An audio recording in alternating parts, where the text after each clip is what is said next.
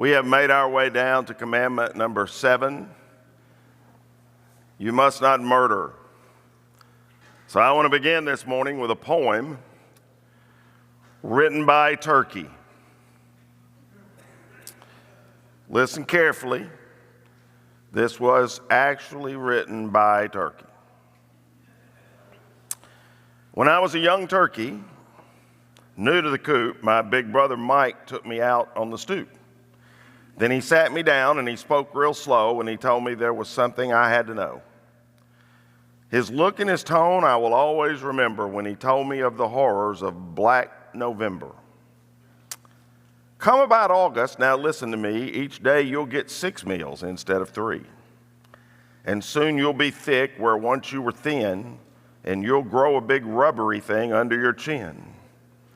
And then one morning when you're warm in your bed, in will burst the farmer's wife and hack off your head. Then she'll pluck out your feathers so you're bald and pink and scoop out your insides and leave you in the sink. And then comes the worst part, he said, not bluffing. She'll spread your cheeks and pack your rear end with stuffing. Well, the rest of his words were too grim to repeat. I sat on the stoop like a winged piece of meat. I decided on the spot that to avoid being cooked, I'd have to lay low and remain overlooked. I began a new diet of nuts and granola, high roughage salads, juice, and Diet Cola.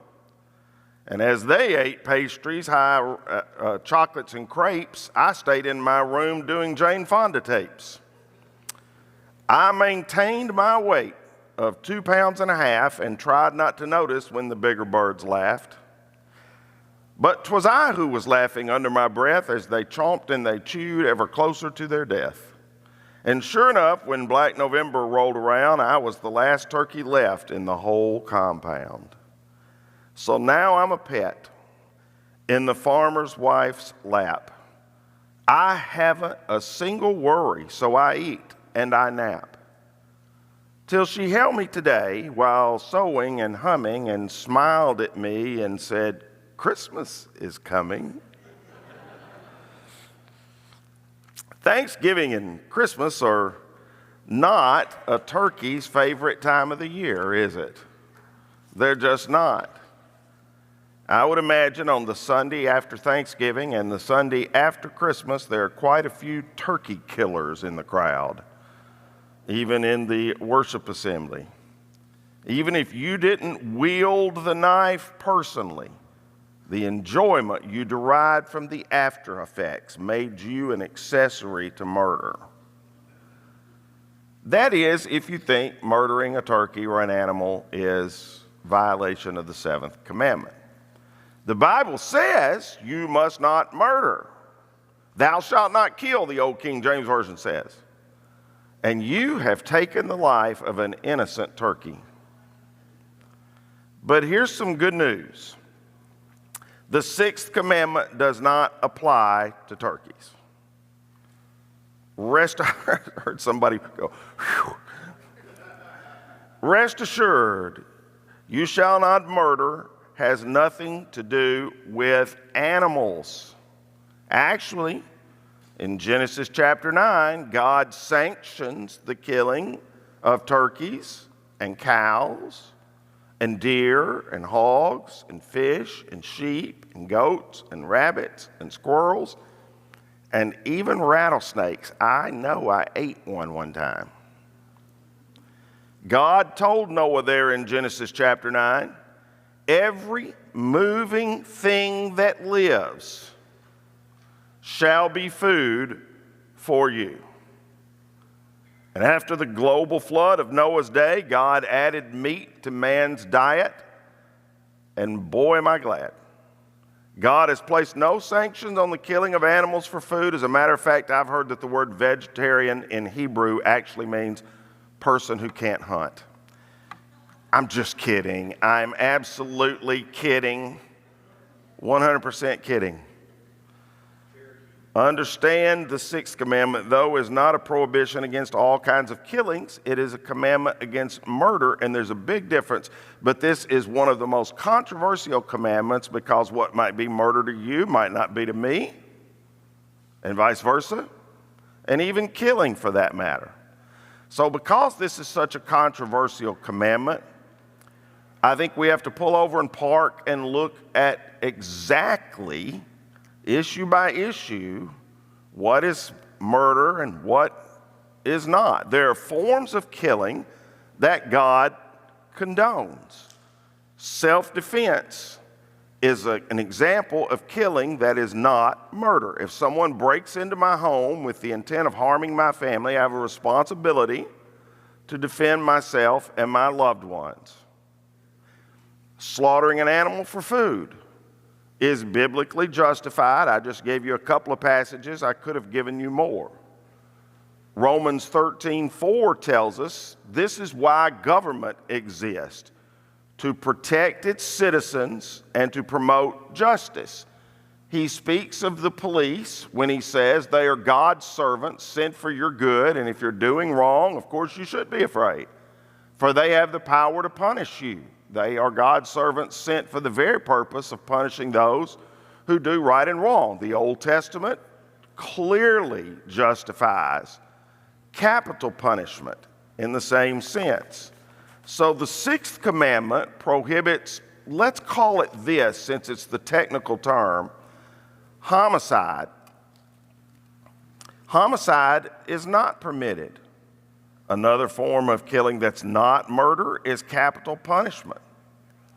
So the law of Moses mentioned nearly 18 crimes to which God assigned the death penalty. And repeatedly in the Old Testament, we read verses like Genesis 9:6, if anyone takes a human life, that person's life will also be taken by human hands. And one of the reasons for that is, and I'm going to come back to this later on, so it's important you remember this last line of this, for God made human beings in his own image. Try to just park that over in a corner of your mind for right now, and we'll come back to that a little later on. Here's the basic principle behind the idea of government. If you take a life, your life should be taken. And it's the government's job to enforce that penalty. In the latest polls, I just looked them up this week. In the latest polls in America, 64% of Americans favor the death penalty. But here's what's interesting to me, and also the latest polls, 62% of Americans do not consider it a deterrent. Well, let me assure you, it's a deterrent to the one who gets executed. So at a minimum, that is true. So let's take that one off the table because God clearly prescribes that as an okay time for a life to be taken. In defense of your country, in defense of your family, in defense of someone taking your life. All right? This one gets a little tougher. Another form of killing that I think the Bible would teach is not murder, is just warfare. War is horrible. I wish we could avoid it everywhere, all the time, in every situation. Should be fought only to avoid greater horrors, should be fought only as a last resort. But there are occasions when war is needed to check the advance of tyrants with evil ambitions. World War II was certainly the case when Hitler was on the march around the world. Ecclesiastes 3:8 even tells us there is a time for war and a time for peace. And Christians have long believed that a war is just, and it is a time for war only if it is waged by a legitimate government for a worthy cause with force proportional to the attack against men who are soldiers and carried out the force, not civilians, and when all other means of resolution have failed. Mostly Christians have carried that belief system from what was known as St. Augustine's just war causes. Generally, this is them on the screen. So, let me give you an example of that. I do not believe, and I took a lot of heat for this back in 2003 and 4 here. I was teaching a series of classes at that time on, it was called Hot Buttons. The biggest issues, hot buttons that everybody talk about. So we had abortion, homosexuality, all the common ones, buttons like that. But then we also had one on war, and it happened to be happening right at the very time of us invading Iraq. And I said very clearly, I don't think our invading Iraq is a just war. I didn't think that at the time. I still do not think that. There were people in the audience who questioned why I said that, so I just went to Augustine's just war requirements for believers, and I just went down them one right after another and said, we don't have definitive information. We have not been personally attacked, blah, blah, blah. I just went right down every one of those. It turned out, it's almost universal agreement now that we should not have gone into Iraq. It has created 20 plus years of hell for us, for them, endless wars, which was a major topic of this last political campaign. And they did not have the kinds of weapons of mass destructions that we were lied to and told they did. It was an example where I took a stand on something I believed because of a biblical principle and took a lot of heat. You think that was bad? Wait for what's coming. If you follow Augustine's just war purposes, you have to question really the Revolutionary War. And I'm just going to stop there. Seems like a great place to stop, but I'll just ask you, think about that, study it, and think about it within its context. My point is that not all killing and murder is prohibited by this commandment, but that we ought to look at it pretty closely when we're thinking about anything that involves killing or murder. Now, obviously, this commandment forbids the premeditated taking of an innocent life. It prohibits us from seeking to harm a person out of anger or personal revenge or selfish gain. It invokes a deep respect for human life. It requires us to be pro-life. Often when we use the term pro-life, it's in the context of unborn life, but God wants us to be pro-life in our approach to all of human life, unborn, newborn, well-born, all of us. He wants us to be pro-life as we interact with our kids, with our friends, with our coworkers, with our aging parents, with our grandparents, even with our enemies. That's what he said. So in general, the Sixth Commandment advocates a deep respect for human life in general. It is based on the belief that unlike plants and animals, human life, this is pull open your brain, pull out that little section on the side. Human life was created in God's image. That's why it's wrong to take a human life. Human life is special and sacred, far different from the animals. So to harm or kill a human being is to launch an attack on God himself. It is to deface the image of God. That is exactly what Genesis 9:6 said when it approved capital punishment, but then in the same words, the same verse said, but remember, men are made in the image of God. Be careful with that, is what it's saying. As Christians, when we look at another person, we're gazing at the image of God. They should be treated as sacred. Never harm them unlawfully or without cause or reason. That pretty much fits Augustine's just war. So I've mentioned a few things that the Sixth Commandment does not forbid, but let's talk a little bit about what would be prohibited then. Certainly homicide. We live in a culture that glamorizes violence and murder. I read in research for this lesson, according to the American Psychological Association, by the time the average child finishes elementary school, he or she will have watched 8,000 televised murders and over 100,000 acts of on-screen violence. I read an alarming analysis by a retired military psychologist named David Grossman.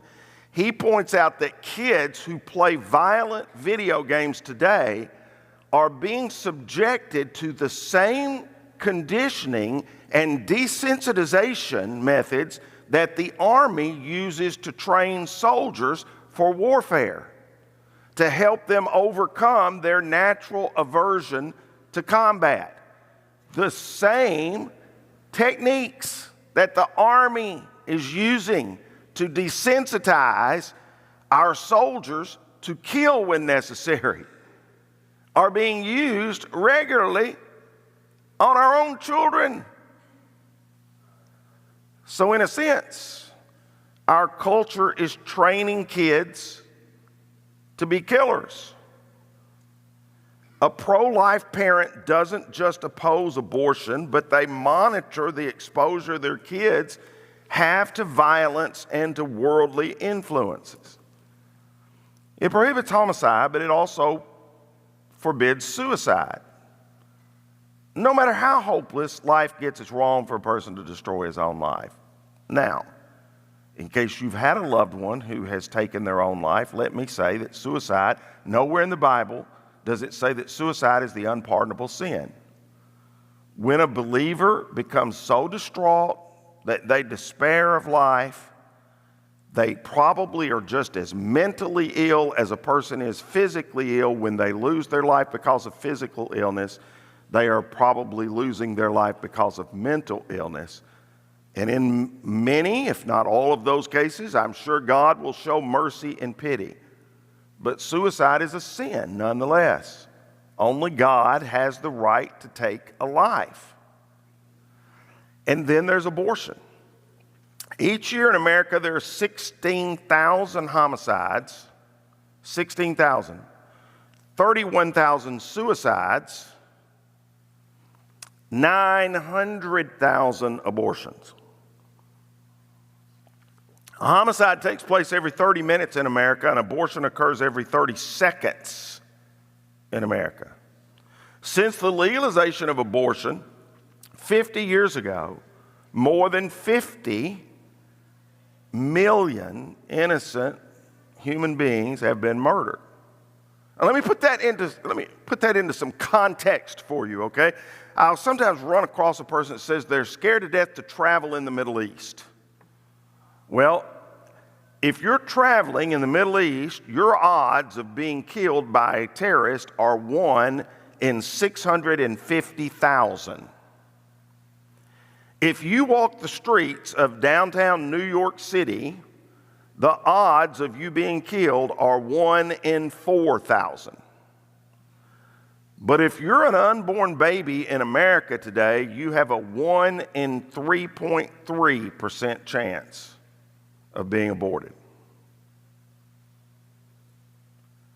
The womb of an American woman is the single most risky place any living human being can be.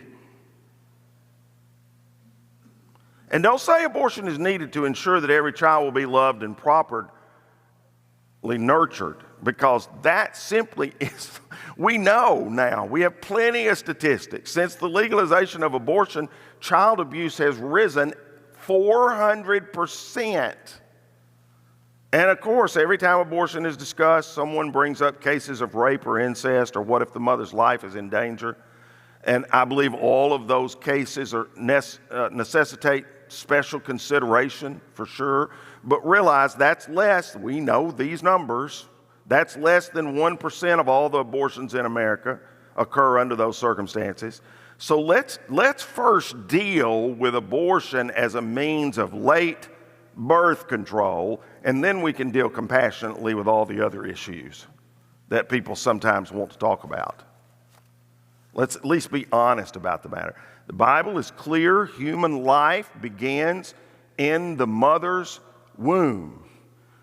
David wrote, "You made all the delicate inner parts of my body and knit me together in my mother's womb." Who's the author of life?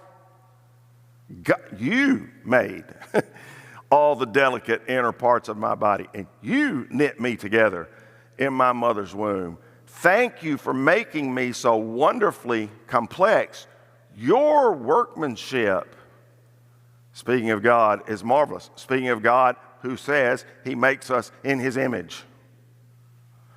Your workmanship is marvelous. How well I know it. You watched me as I was being formed in utter seclusion, as I was woven together in the dark of the womb. You saw me before I was born. Every day of my life was recorded in your book. Every moment was laid out before a single day had passed. But to be pro-life involves far more than the conviction that a preborn child is worthy of protection and an opportunity at having life. Relatively speaking, that's an easier conclusion to draw than to offer the same rights on the boss who is determined to make you miserable, or the coworker who is out to take your job, or the neighbor who is bent on causing you hell on earth, or the competitor who plays dirty.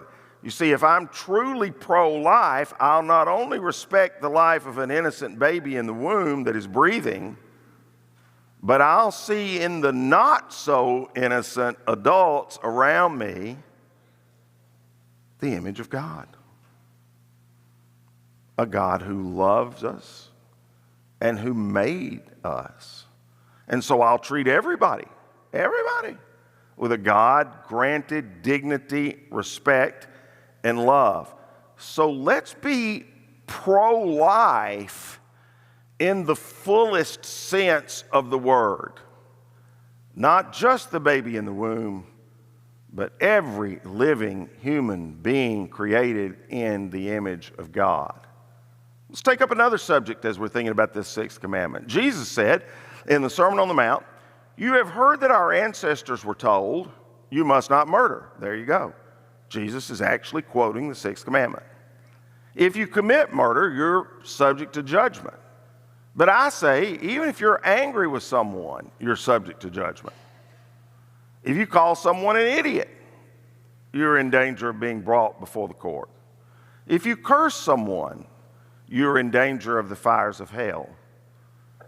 So, if you're presenting a sacrifice at the altar in the temple and you suddenly remember that someone has something against you, leave your sacrifice there at the altar, go and be reconciled to that person, then come and offer your sacrifice to God. When you're on your way to the court to settle with your adversary, settle your differences quickly. Otherwise, your accuser may hand you over to the judge, who will hand you over to an officer, and you will be thrown in prison. And if that happens, you surely won't be free again until you have paid the last penny." Jesus was speaking here largely with the Pharisees in mind. The Pharisees of Jesus' day were a self-righteous bunch. They had read the sixth commandment and sat back smugly and said, their hands had never dripped with innocent blood. I've never killed anyone. I never would have even thought of murdering anyone. That's how he quoted them in the first verse. And likewise, most folks here today probably have never pulled the trigger on a revolver to kill another person, or plunged a knife into the chest of another person, or prepared a little arsenic in a drink for somebody. Most of us have never been guilty of murder. Or have we? According to what Jesus said. In our heart of hearts, there always lurks the potential for an anger that, given the right set of circumstances, causes us to act out of our mind and explode into murder. In most of us, that anger stays buried beneath the weight of social restraint, thank goodness. It's pinned down by an upbringing that taught us to respect human life and probably taught us the Sixth Commandment. Or it's restrained by a fear of punishment, maybe even capital punishment like we've already talked about here. Thankfully, in most people, the seed that comes from the mind never turns into the deed that is done with the hands. But even though that seed of anger is suppressed, nevertheless, Jesus said that seed is still there. And here's the point Jesus makes. The seed and the deed are pretty close to the same thing. Certainly the consequences are different. Nobody may ever know about the seed brewing in your mind or in your heart, whereas the deed will put you in the electric chair. The seed and deed are different in degree, but not really in terms of nature and essence. And that's why in this passage, where Jesus leads off talking about the Sixth Commandment, thou shalt not murder, he talks about anger and getting control of ourselves. It reminded me of the story of a little boy who was doing a history report for school, and he asked his father, "Dad, how do wars begin?" And his father said, "Well, son, take World War I, for example. It started when Germany invaded Belgium. And about that time, the mother entered the room, and she said, 'Tell him the truth. It began because someone was murdered.' And the father snapped back, 'Are you answering this question or am I?' And his wife stomped out of the room and slammed the door behind her. And when the awkward silence had broken, the little boy said, 'Dad, you don't have to tell me anymore. Now I know.'" That's how wars begin. Jesus looks past the fruit and examines the root and looks at the sin of anger. When was the last time you fired a series of verbal bullets at your wife or your children or your boss or your employees or even a friend? Have you ever assassinated the character of a coworker? In your mind's eye, have you ever run a fellow motorist off the road or plowed into him from behind? See, the old Apostle John wrote, "Anyone who hates another brother or sister is really a murderer at heart." And where do you think he got that from? He wrote this, we believe, somewhere around 90 AD. Where do you think he got this from? He got this from sitting and listening to Jesus all those years say very similar things. Understand now, I'm not saying all anger is wrong. There's a proper anger. You should get angry for the right reason. In Mark chapter 3, the Pharisees cared more about their traditions than a man's withered hand that he had not been able to use for years when Jesus healed him. And they were upset with Jesus. And the Bible says Jesus looked at them with great anger. He became angry again. You remember when he drove the money changers out of the temple, it made him mad that the priests were cheating the people to make a buck for their own pocket off of God. And Paul says to us in Ephesians chapter 4, verse 26, don't sin by letting your anger control you. Don't let the sun go down while you're still angry. Jesus was able to master this balance. He often became angry, but for the right reasons, and he didn't let his anger control him. And I'm quite certain he didn't let the sun go down while he was still angry. Aristotle once said, anybody can be angry, that's easy. But to be angry with the right person and to the right degree and at the right time for the right purpose and in the right way, that is not within everybody's power, and that is not easy. When we get angry, it's usually because we're not getting things our way. Our anger is usually sparked by a selfish concern rather than a spiritual concern or a godly concern. So in Matthew 5, the text we just looked at, Jesus mentioned 3 degrees or levels of unrighteous anger. He first talked about a suppressed anger. What is suppressed anger? It's simmering, smoldering anger. It sits under the surface and boils. When it raises its ugly head, we try to push it back down, but it's always there. That kind of anger causes us to rehearse the mean things we'd like to say. We plot how we could retaliate. We enjoy playing out the confrontation in our minds. It's dangerous. Suppressed anger keeps you up at night. It keeps your stomach rumbling. It can do bad things to you, really. Frederick Buechner once wrote, "Of the 7 deadly sins, anger is possibly the most fun. To lick your wounds, to smack your lips over grievances long past, to roll over your tongue the prospect of bitter confrontations still to come, to savor to the last toothsome morsel both the pain you are given and the pain you are giving back. In many ways it is a feast fit for a king. The chief drawback is that what you are wolfing down is yourself. The skeleton at the feast is you." Anger is an acid that harms where it's stored more than where it is poured out on somebody else. Duke University has done great studies in health. They have specialty health clinics, and one of their studies showed that suppressed anger produces a death rate of 2 to 5 times greater than high blood pressure or even smoking. So, in other words, it's been said, hate is a prolonged form of suicide.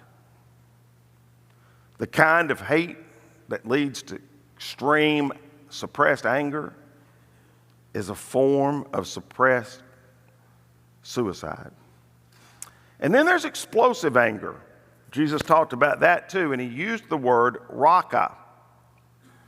And raka was a slang term in the Aramaic language that Matthew carries over into the Greek to retain its original punch.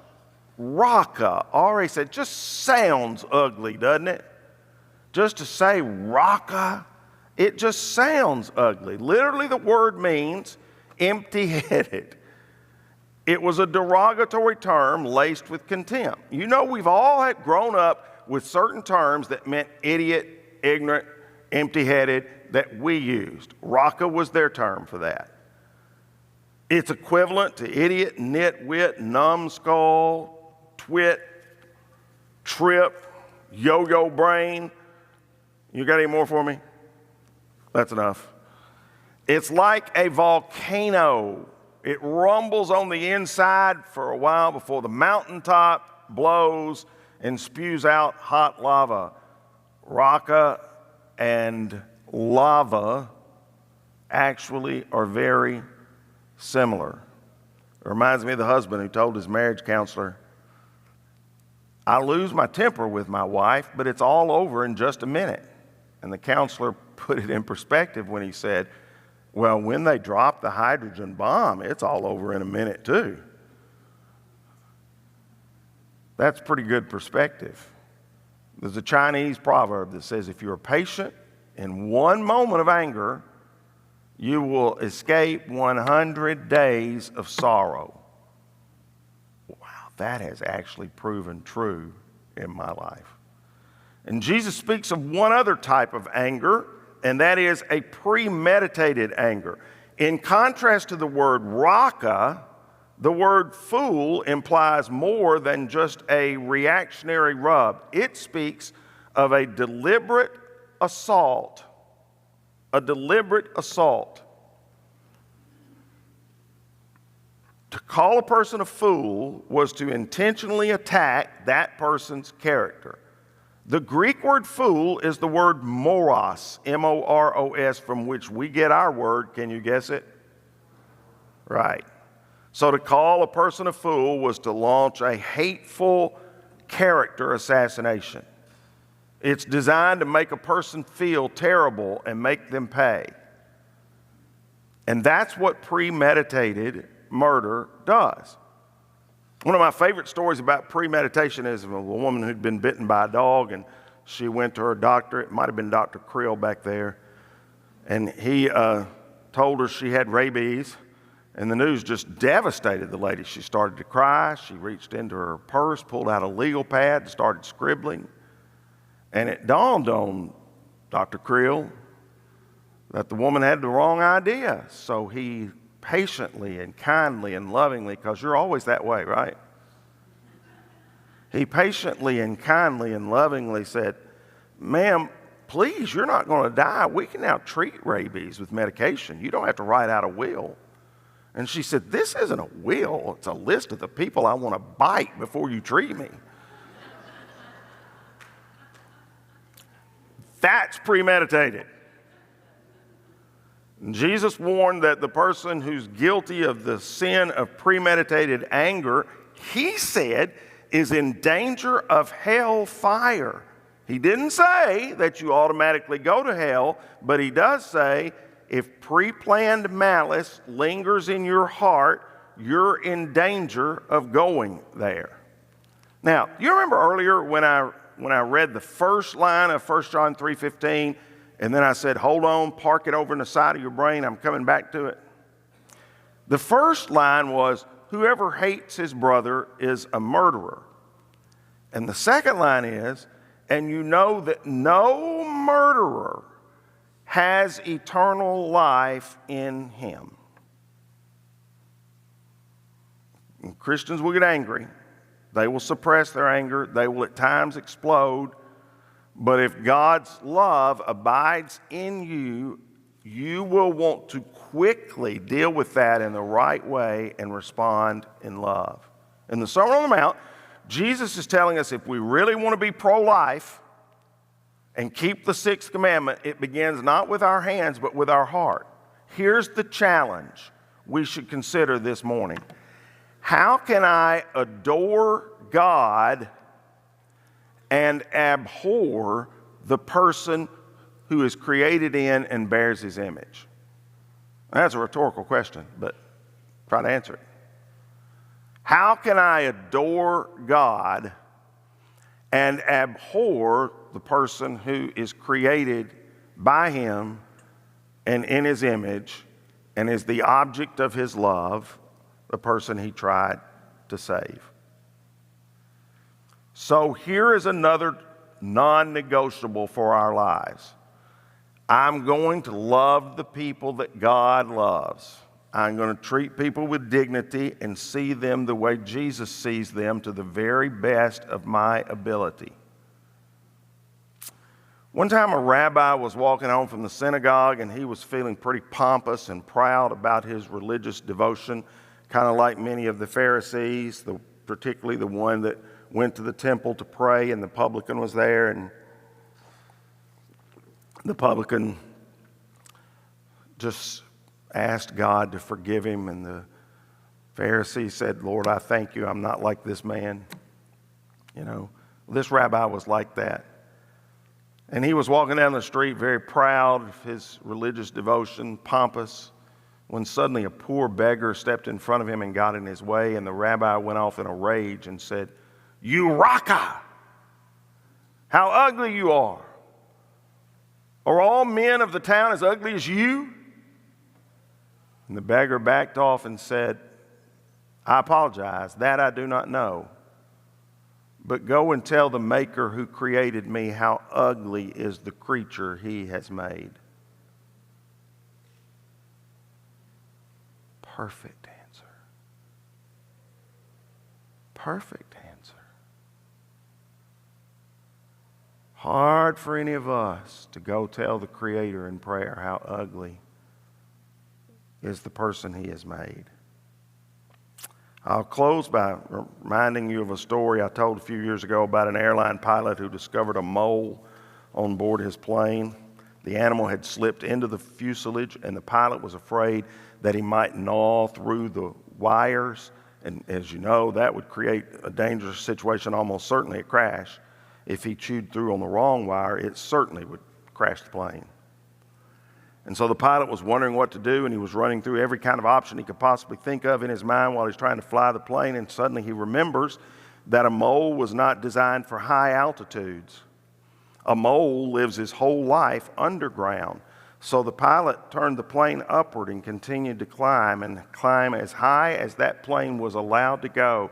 And higher he went until finally the mole could no longer stand the extreme altitude, and he died. And here's the moral of that story. The more we take the high road, the more we rise to God's perspective and God's understanding and God's wisdom, the sooner our anger and our pride and our pomposity and our selfishness will die out. So my challenge to you this morning is mostly a challenge to me. I'm challenging you, but I'm really challenging me first. I'm afraid I'm not always pro-life in my approach to people. I've always been pro-life in my approach to the womb, but I'm afraid sometimes I'm not pro-life in my approach to people. So rather than see them as eternal beings made in the image of God, made for the glory of God, infinitely loved by God, at times I've seen people as annoyances or interruptions or burdens or even roadblocks to my own selfish plans. I've been pro-me, not pro-life. And one thing we should learn from the Sixth Commandment is to be pro-life about everybody created in the image of God.